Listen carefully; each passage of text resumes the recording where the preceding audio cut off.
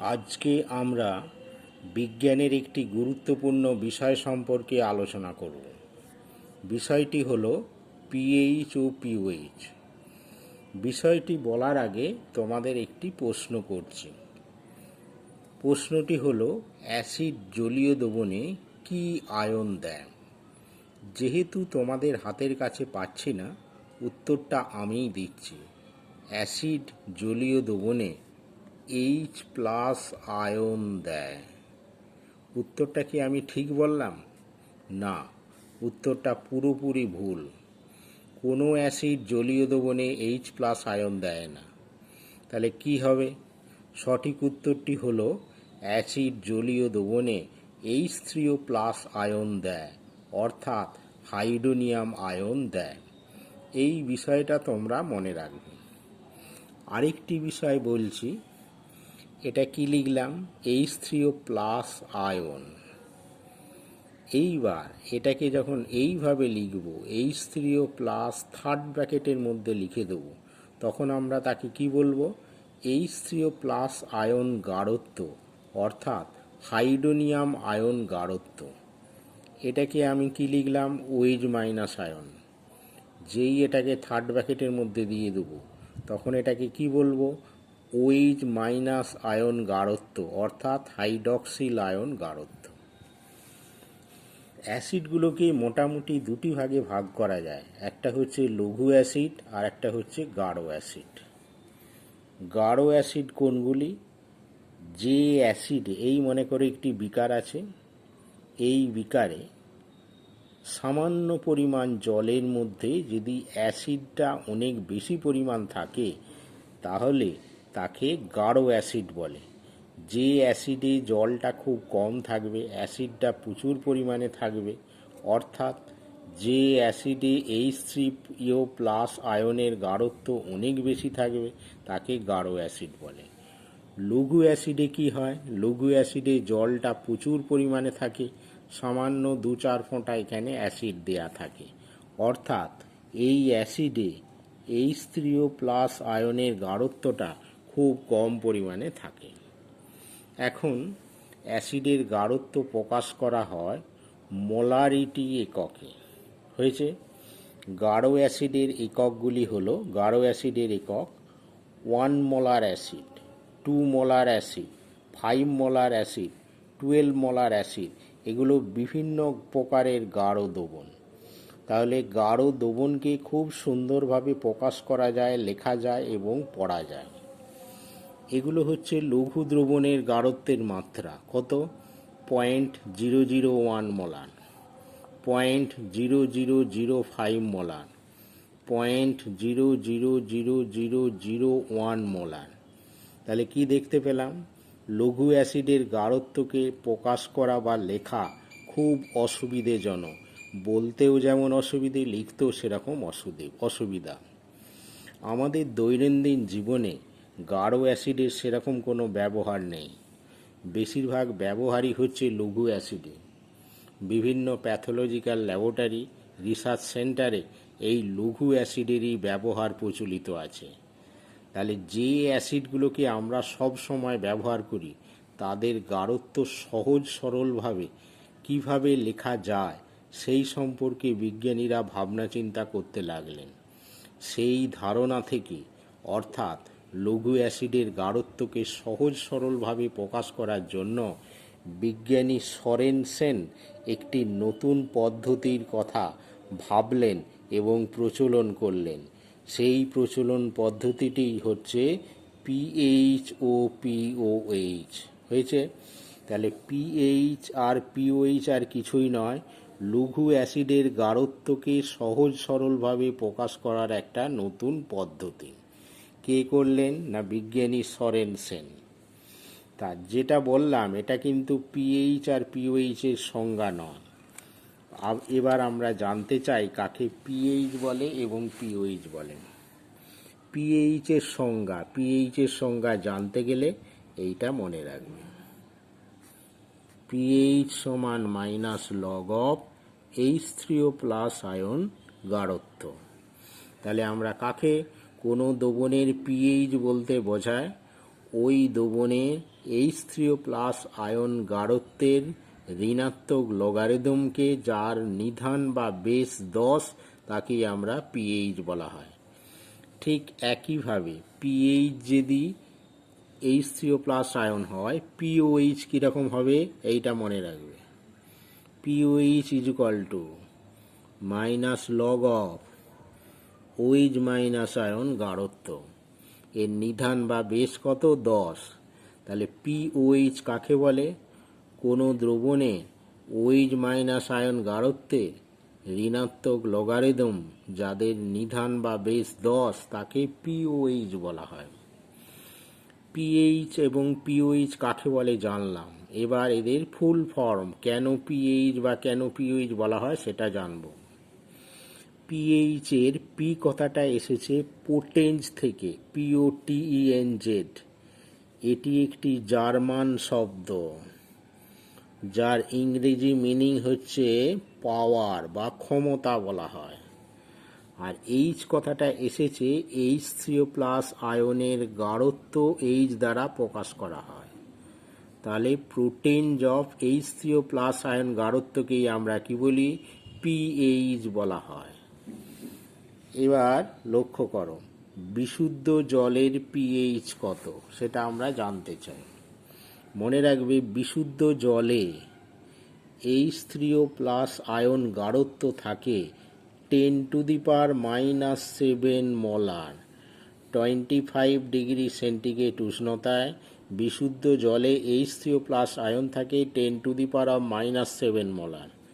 তাহলে পিএইচ কত হবে দেখো, আমরা কি জানি? পিএইচ সমান minus log of H3+ ion গাঢ়ত্ব। H3+ আয়নের গাঢ়ত্বটা এখানে বসিয়ে দাও 10⁻⁻7। তাহলে কি লিখতে পারি? Minus log of 10⁻⁻7। এবার এটাকে ম্যাথামেটিক্যালি ডিডাক্ট করলে কি হয়? -7টা আগে চলে যায়, তাহলে মাইনাস ইন্টু -7। এখানটা কি লিখতে পারি? লগ 10। লগ 10 কত? 1। আর এখানটা কত হয়? মাইনাসে মাইনাসে প্লাস, তাহলে কত হয়? 7 হয়ে যায়। তাহলে কি দেখতে পেলাম? বিশুদ্ধ জলের পিএইচ কত? 7 হয়েছে।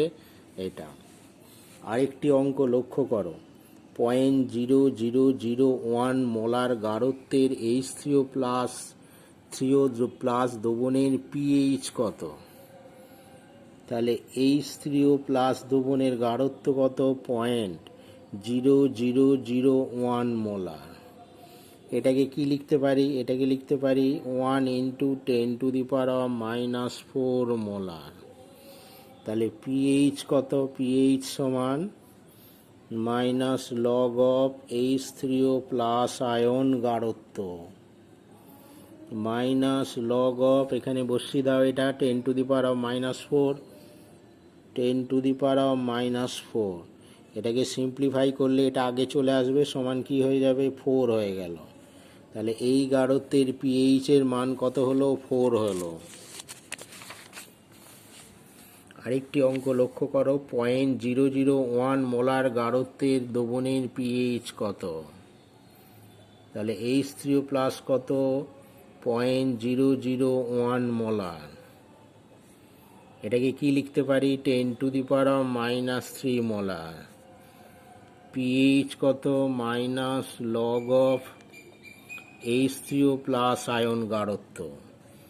H3+ এর জায়গায় 10⁻³ বসিয়ে দাও, মাইনাস লগ অফ 10⁻³ সমান পিএইচ 3। তাহলে কি পেলাম? 10⁻⁻4 মোলার গাঢ়ত্বের পিএইচ কত? 4। 10⁻³ মোলার গাঢ়ত্বের পিএইচ 3। 10⁻² মোলার গাঢ়ত্বের পিএইচ কত? 2।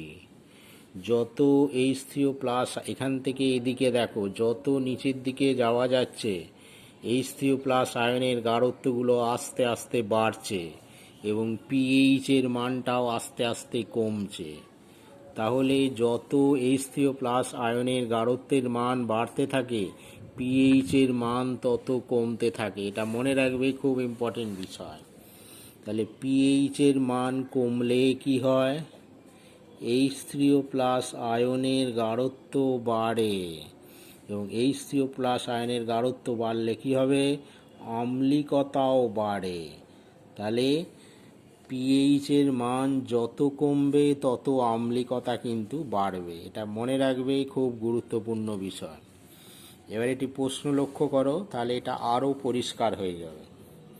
তোমাকে 3টি দ্রবণ এ বি সি দেয়া হলো।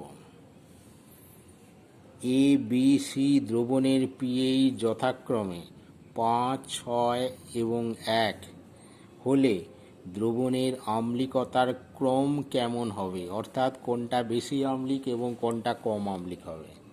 তাহলে কি দেয়া আছে? এ দ্রবণের পিএইচ হচ্ছে 5, বি দ্রবণের পিএইচ হচ্ছে 6, সি দ্রবণের পিএইচ হচ্ছে 1। একটু আগে কি বললাম? পিএইচ যত কম হবে আম্লিকতা তত বেশি হবে। সি দ্রবণের পিএইচ সব থেকে কম, তার মানে সি দ্রবণটা বেশি আম্লিক। সি দ্রবণটা বেশি আম্লিক। এ দ্রবণের পিএইচ হচ্ছে মাঝামাঝি, তাহলে এ দ্রবণটা মধ্যম আম্লিক। আর বি দ্রবণের পিএইচ সব থেকে বেশি, মানে বি দ্রবণটা সব থেকে কম আম্লিক। এবার পিএইচ ও পিওএইচ এর মধ্যে সম্পর্কটা তোমাদের সিলেবাসে নেই, যখন বড় হবে উঁচু ক্লাসে শিখবে। সম্পর্কটা মনে রাখো, প্রমাণ করা যায়। পিএইচ প্লাস পিওএইচ হচ্ছে 14। এটা কত? 25 ডিগ্রি সেন্টিগ্রেড উষ্ণতায় প্রযোজ্য। তাহলে যে কোনো দ্রবণের ক্ষেত্রে পিএইচ প্লাস পিওএইচ এর মানটা সবসময় 14 হবে। 100 ডিগ্রি টেম্পারেচার বাড়ালে এই যোগফলটা পরিবর্তিত হয়ে যায়। 100 ডিগ্রি সেন্টিগ্রেড টেম্পারেচারে দেখা গেছে পিএইচ প্লাস পিওএইচ এই যোগফলটা কত হয়? 12.26 হয়। তাহলে 25 ডিগ্রি সেন্টিগ্রেডের যোগফলটা 14, 100 ডিগ্রি সেন্টিগ্রেডে 12.26। তবে এটা এখন মনে রাখার দরকার নেই, তোমরা এখন মনে রাখবে পিএইচ প্লাস পিওএইচ এই যোগফলটা সবসময় কত হবে? 14 হবে। ঠিক আছে? PH scale. এবার পিএইচ স্কেলটি সম্পর্কে জেনে রাখো। পিএইচ স্কেলটি থেকে আমরা আম্লিকতা, ক্ষারীয়তা এবং প্রশম দ্রবণ সম্পর্কে ধারণা করতে পারি। পিএইচ স্কেলটি 0 থেকে 14 পর্যন্ত প্রসারিত। এখান থেকে বাড়ছে, দেখো 0, 1, 2, 3, 4 এরকম করে বাড়তে এখানে মধ্যম মান, তারপর থেকে আরও বাড়তে বাড়তে 14 গিয়ে শেষ হয়েছে। পিএইচ যখন 7, মানে ঠিক মিডিল পয়েন্টটা, এই ক্ষেত্রে দ্রবণটাকে আমরা প্রশম দ্রবণ বলা হয়। তাহলে যে দ্রবণের পিএইচ 7 সেটা হচ্ছে প্রশম দ্রবণ। 7 যত কম হবে, এদিকে হবে, দ্রবণটা তত আম্লিক হবে, তত আম্লিক। যত 7 থেকে এদিকে যাবে আম্লিকতা বৃদ্ধি পাবে। তাহলে দুটো দ্রবণ, একটা 1 একটা 3, যে দ্রবণটার পিএইচ 1 তার আম্লিকতা বেশি, আর যে দ্রবণটার পিএইচ 3 তার আম্লিকতা কম। এদিকে গেলে আম্লিকতা বাড়ে, আর এদিক থেকে যত এদিকে যাব তত ক্ষারীয়তা বাড়ে, ক্ষারীয়তা বাড়ে। দুটো দ্রবণ দেয়া হলো, যার একটার পিএইচ 10 আর একটার পিএইচ মনে করো 13। তাহলে যে দ্রবণটার পিএইচ 13 তার ক্ষারীয়তা বেশি, এবং যে দ্রবণটার পিএইচ 10 তার ক্ষারীয়তা কম। যত 7 থেকে 14 দিকে যাওয়া যাবে তত ক্ষারীয়তা বাড়ে। এটাই হলো পিএইচ স্কেল। পিএইচ স্কেল অনুসারে অ্যাসিড এবং ক্ষারকে দুটি ভাগে ভাগ করা যেতে পারে। মৃদু অ্যাসিড, যে অ্যাসিডের পিএইচ 4 থেকে 7 মধ্যে হবে বা 7 একটু কম হয়, সেই দ্রবণটা হচ্ছে মৃদু আম্লিক। আর যদি কোনো দ্রবণের বা আম্লিক দ্রবণের পিএইচ 0 থেকে 4 মধ্যে থাকে, তাহলে সেটা হচ্ছে তীব্র আম্লিক। যে দ্রবণের পিএইচ 7 থেকে 7 একটু বেশি থেকে 11 মধ্যে থাকে তাকে আমরা মৃদু ক্ষার বলে। আর যে দ্রবণের পিএইচ 11 একটু বেশি থেকে 14 মধ্যে থাকে তাকে তীব্র ক্ষার দ্রবণ বলে। পিএইচকে ক্যালকুলেট করব কি করে? তোমাকে একটি দ্রবণ দেয়া হলো, সেই দ্রবণের পিএইচ কত কি করে আমি নির্ণয় করব? দুরকমভাবে নির্ণয় করা যায়। একটা হচ্ছে সার্বজনীন নির্দেশকের সাহায্যে। বাজার থেকে একটা নির্দেশক কাগজ কিনতে পাওয়া যায়। সেই কাগজে এরকম লেখা থাকে 1, 2, 3 করে 14 পর্যন্ত লেখা থাকে। প্রতিটা লেখার মধ্যে এক একটা কালার থাকে। যেমন মনে করো এটা যদি বেগুনি কালার হয়, ডিপ বেগুনি ভায়োলেট হয়, এটা হালকা ভায়োলেট, কোনোটা ব্লু, কোনোটা নীল, কোনোটা রেড, কোনোটা ইয়েলো, কোনোটা হালকা ইয়েলো, কোনোটা রেড হয়। এইরকম বিভিন্ন 1 থেকে 14টা পর্যন্ত বিভিন্ন কালারের একটা স্ট্রিপ পাওয়া যায়। এটা বাজার থেকে কিনতে হয় এবং একটা সার্বজনীন নির্দেশক কিনতে হয়। তাহলে কিভাবে আমরা পিএইচ নির্ণয় করব? একটুখানি সার্বজনীন নির্দেশক, একটা পিএইচ কাগজ এটা নিয়ে নাও। মনে করো এখানে একটা দ্রবণ আছে, এর পিএইচটা নির্ণয় করতে হবে। একটুখানি পিএইচ পেপার নিয়ে নাও। এই পিএইচ পেপারটাকে এর মধ্যে ডুবিয়ে দাও, কিছুক্ষণ ডুবিয়ে দাও। কিছুক্ষণ রাখতে হবে না, একটুখানি টাচ করে রাখলেই হবে। ডুবিয়ে দিলে সঙ্গে সঙ্গে এই পেপারটা কী হবে, একটা কালার ডেভেলপ করবে, একটা কালার হয়ে যাবে। এই কালারটাকে, এই যে এখানে নানা রকম কালার আছে, এই কালারের সঙ্গে ম্যাচ করা। মনে করো 6 নম্বরে আছে ব্লু বা নীল, এবং পিএইচ দ্রবণটাকে এখানে ডোবানোর ফলেও এর কালারটা হয়ে গেল নীল।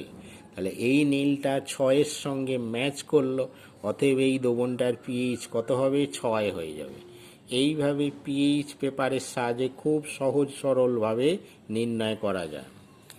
আর একটা পিএইচ, তবে এইভাবে নির্ণয় করলে সেটা সঠিক হয় না, মোটামুটি একটা কাছাকাছি মান হয়। আরও একটা ভাবে কোনো দ্রবণের পিএইচ নির্ণয় করা যায়, সেটা হলো পিএইচ মিটারের সাহায্যে। এগুলি বড় হয়ে এগুলো শিখবেন। এবার কিছু গাণিতিক ক্যালকুলেশন আছে, এগুলি লক্ষ্য করো, তাহলে পিএইচটা আরও পরিষ্কার হয়ে যাবে। প্রথমে 0.01 মোলার HCl দ্রবণের পিএইচ কত? তোমাকে যে অ্যাসিডটার পিএইচ বার করতে দেবে, আগে লক্ষ্য করবে সেটা তীব্র অ্যাসিড কিনা। HCl আমরা জানি একটি তীব্র অ্যাসিড। যদি তীব্র অ্যাসিড হয় তবেই কিন্তু তার পিএইচ নির্ণয় করা যায়। HCl তীব্র অ্যাসিড, কি দিয়েছে, এত মোলার HCl। তাহলে আমি কি লিখতে পারি, HCl এর গাঢ়ত্ব কত, 0.01 মোলার। এটা মানে 10⁻⁻² মোলার। HCl কেমন করে বিয়োজিত হয়? জলীয় দ্রবণে plus H2O, H3O plus plus Cl minus. এখন এর গাঢ়ত্ব যদি 10⁻⁻² হয়, HCl আমরা জানি জলীয় দ্রবণে সম্পূর্ণরূপে আয়নিত হয়। তাহলে এটা যদি 10⁻² মোলার হয়, তাহলে H3O প্লাস আয়নের গাঢ়ত্ব কত হবে, 10⁻² মোলার। তাহলে HCl জলীয় দ্রবণে কত H3O প্লাস আয়ন তৈরি করলো? তাহলে H3O প্লাস আয়ন গাঢ়ত্ব হলো 10⁻² মোলার। পিএইচ কত হবে? পিএইচ সমান -log of H3O plus ion গাঢ়ত্ব। এই জায়গায় 10⁻² বসিয়ে দাও, -log অফ 10⁻², তার মানে পিএইচ 2 হয়ে গেল। এবার দেখব 0.001 মোলার NaOH দ্রবণের পিএইচ কত। প্রথমেই দেখবে NaOHটা গাঢ় ক্ষার কিনা। আমরা জানি NaOH হচ্ছে একটা গাঢ় ক্ষার। তাহলে NaOH এর গাঢ়ত্ব আছে 0.001 মোলার, কিন্তু আমাকে জানতে হবে OH মাইনাস আয়নের গাঢ়ত্ব কত। না, NaOH এরকম করে ভেঙে যায়, Na plus plus OH minus. যেহেতু এটি গাঢ় অ্যাসিড, এর গাঢ়ত্ব যা থাকবে OH মাইনাস আয়নের গাঢ়ত্ব তাই থাকবে। NaOH এর গাঢ়ত্ব কত দিয়ে দিয়েছে, 0.001 মোলার। তাহলে OH মাইনাস আয়নের গাঢ়ত্ব কত হবে, 0.001 মোলার হবে। তার মানে 10⁻³ মোলার হবে। তাহলে OH কত হবে? POH হচ্ছে -log of OH minus ion গাঢ়ত্ব।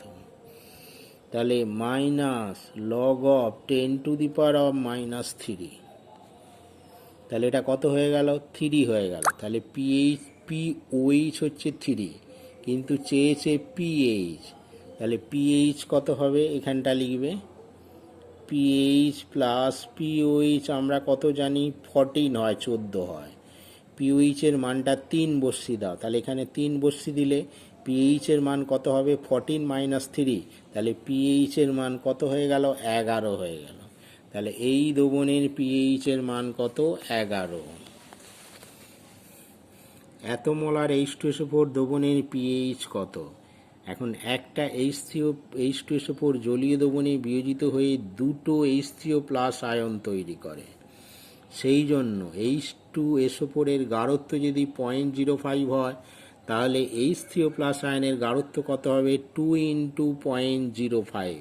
তাহলে সেটা কত হবে, 0.00, তাহলে 0.1 মোলার হয়ে যাবে। সেটা কত হলো, 0.1 মোলার হয়ে যাবে। ঠিক আছে, তাহলে 0.1 মোলার কত, 10⁻⁻1। তাহলে এর পিএইচ কত হবে, পিএইচ হচ্ছে 1 হয়ে যাবে, পিএইচ হচ্ছে 1 হয়ে গেল। ঠিক একই রকমভাবে এটাও করবে। ক্যালসিয়াম হাইড্রক্সাইড একটি তীব্র ক্ষার। একটা ক্যালসিয়াম হাইড্রক্সাইড থেকে কটা OH- আয়ন পাওয়া যায়, দুটো OH- আয়ন পাওয়া যায়। তাহলে এর গাঢ়ত্ব 0.05, দুটো OH- আয়নের গাঢ়ত্ব কত হবে, 2 × 0.05। তাহলে কত হলো, 0.1 মোলার। 0.1 মোলার হলে কি হলো, পিওএইচ হচ্ছে -log(10⁻⁻1), তার মানে 1 হয়ে গেল। তাহলে পিওএইচ যদি 1 হয়, পিএইচ কত হবে, 14 - 1 সমান 13, পিএইচ হয়ে গেল 13 হয়ে গেল। 0.01 মোলার NH4OH দ্রবণের পিওএইচ কত। NH4OH একটি মৃদু ক্ষার। মৃদু ক্ষার বলে আমরা এখানে NH4OH এত মোলার গাঢ়ত্ব থেকে কত পরিমাণ OH- আয়ন পাওয়া যায় সেটা বলতে পারবো না। তাই এই ক্ষেত্রে এই সহজ সরল নিয়মে পিওএইচ এর মান নির্ণয় করা যাবে না, এগুলো বড় হয়ে শিখবে। 10⁻⁻7 মোলার HCl দ্রবণের পিএইচ কত। তোমরা সিম্পলি কেমন করে করবে, HCl একটা তীব্র ক্ষার, তাহলে HCl এর যে গাঢ়ত্ব যা হবে, দ্রবণে H3O+ আয়নের গাঢ়ত্ব তাই হবে, 10⁻⁻7 মোলার। তাহলে পিএইচ কত, -log(H3O+ আয়ন গাঢ়ত্ব। এই মানটা এখানে বসিয়ে দাও, -log(10⁻⁻7 সমান 7 হয়ে গেল। এটা কিন্তু ঠিক হলো না, বিষয়টা পুরো রং হয়ে গেল। এইভাবে এই ক্যালকুলেশন হয় না। এগুলো কি হবে, যত বড় হবে উঁচু ক্লাসে গিয়ে শিখবে। তাহলে মৃদু অ্যাসিডের ক্ষেত্রে, মৃদু ক্ষারের ক্ষেত্রে, এটা মৃদু ক্ষার এবং মৃদু অ্যাসিডের ক্ষেত্রে এইভাবে সহজ সরল নিয়মে পিএইচ বা পিওএইচ এর মান নির্ণয় করা যাবে না। এবং 10⁻⁻7 মোলার গাঢ়ত্বের কোনো অ্যাসিডের বা কোনো ক্ষারের পিএইচ বা পিওএইচ এর মান এইভাবে সহজ সরলভাবে নির্ণয় করা যাবে না। এগুলো যখন বড় হবে উঁচু ক্লাসে গিয়ে শিখবে। আজকে এখানেই শেষ করছি। ভিডিওটি বারবার দেখে বোঝার চেষ্টা করবে।